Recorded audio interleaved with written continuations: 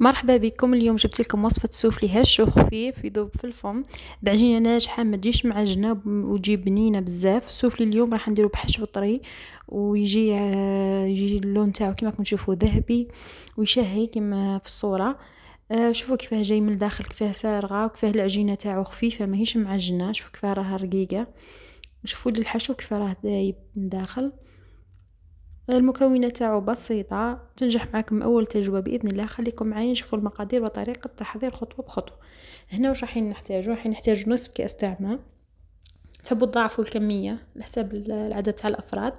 أنا هنا كنت فصلت الصفار عن البياض، راح نحتاج بيضة واحدة ونصف كاس تاع ماء. عندنا هنايا ملعقة تاع خل أحمر، هذا راح يعاون في انه يخدم خدمه تاع المحسن ويعاون الخميره تاعنا.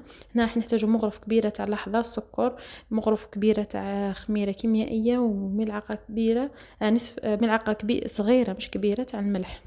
هنا خلطت المكونات تاوعي مع بعضهم. الماء لازم يكون دافي كما راكم تشوفوا في الصوره هكذا باش الخميره تاعي تتحلل في هذاك السائل تاعنا.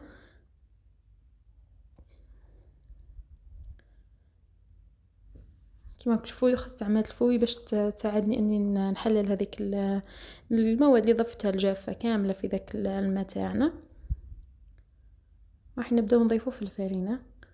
هذه العجينه تاع السوفلي سهله، ما كاش اسهل منها.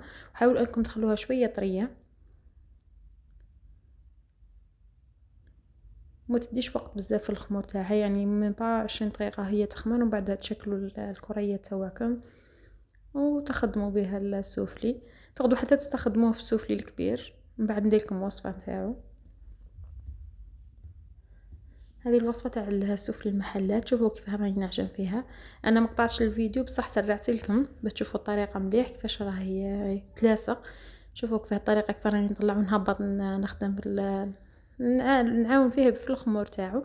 هنا كنت جبت المقله تاعنا راح نخدموا الحشو تاعنا. راح ضفت هنايا بصل مرحي، ضفت الزيت وضفت البصل ونخليه يتغلى شويه. انا بعد ما تغلت البصله نتاعي كنت رحيت دجاج، كان عندي طايب دجاج، ضفت الثوم، عفوا هنا ضفت سنه تاع ثوم. هنا كان عندي دجاج طايب من قبل رحيته طايب في لاصوص تاع مرقه بيضاء. رحيته هنايا في الاشوار وضفته للبصله تاعنا والثوم ونحرك مليح.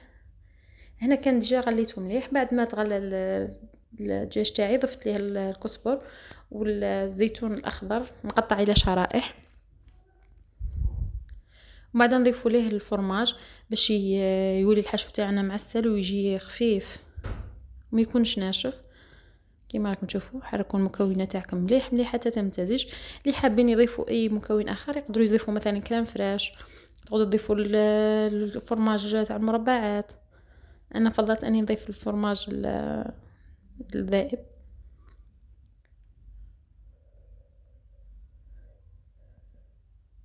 خلوا الحشو تاعكم يبرد مليح.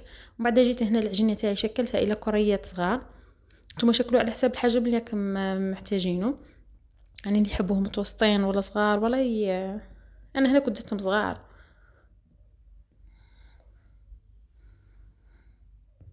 نفتحوا العجين تاعنا كما راه موضح في الصوره. انا ضفت الحشو تاعي وضفت هنا الفرماج تاع الشيدار والموتزاريلا مع بعضهم مخدومين في هذا النوع تاع الجبن. وشكلت سكرت على السوفلي تاعي. تحبوا تسكروا عليه بالشرفيطه، تحبوا تسكروا عليه بالطريقه اللي ندير فيها انا هنايا كما راكم تشوفوا.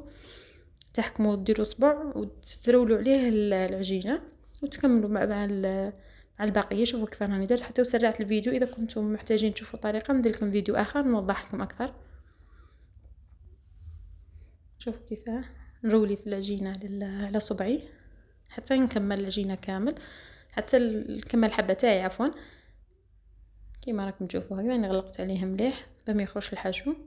هنا كنت كملت الحبه تاعي كامل. هنا كنت حكمت حبه تاع بيض معها شويه تاع الحليب وخلطتهم ودهنت به الوجه تاع السوفلي تاعي كامل، راح تعطيه لون ذهبي.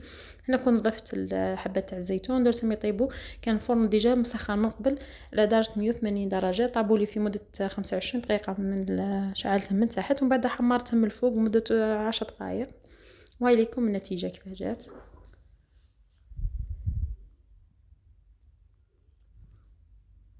وبهذا يكون سوفلي الهش تاعنا واجد. واذا عجبتكم الوصفه ما تنساوش تدعموني بلايك وتشتركوا في القناه وتفعلوا الجرس باش يوصلكم كل جديد. نشوفكم في وصفه جديده باذن الله.